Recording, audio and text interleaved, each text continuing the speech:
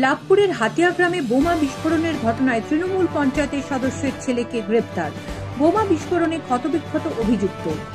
ছেলের বাবা তৃণমূলের পঞ্চায়েত সদস্য, তার দাবি ছেলে নির্দোষ।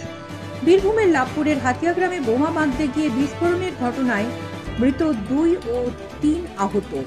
এই ঘটনায় পুলিশ শতপ্রণোদিত মামলা রুজু করে। বোমা বিস্ফোরণের ঘটনায় আগেই ওই গ্রামেরই দুজনকে গ্রেপ্তার করা হয়।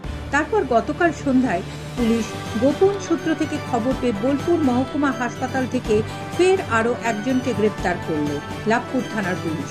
অভিযুক্ত যুবকের নাম মোহাম্মদ কাইফ, বয়স 19, বাড়ি হাতিয়া গ্রামে।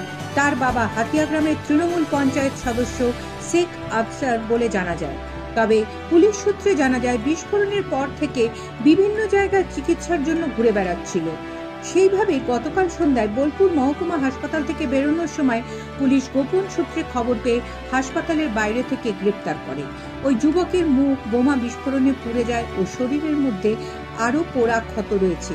পুলিশের পক্ষ থেকে 3 দিনের পুলিশ হেফাজতে নেওয়ার আবেদন জানানো হবে। আরও অভিযুক্ত ব্যক্তিদের খোঁজ চালাচ্ছে লাভপুর থানার police. Bureau report, Bolpur news.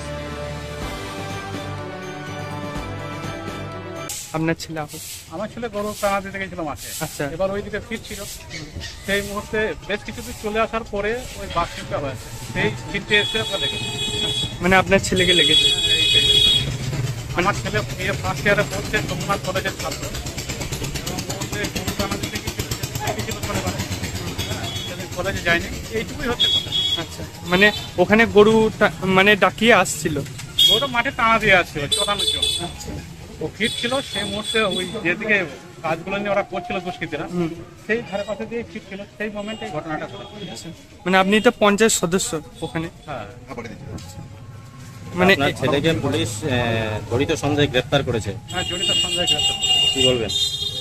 আপনার ছেলে কি এরকম কাজকর্ম করতো? অসম্ভব, আমার ছেলে এরকম করতেই পারে না। মানে আপনার ছেলে নির্দোষ? আমার ছেলে সম্পূর্ণ নির্দোষ।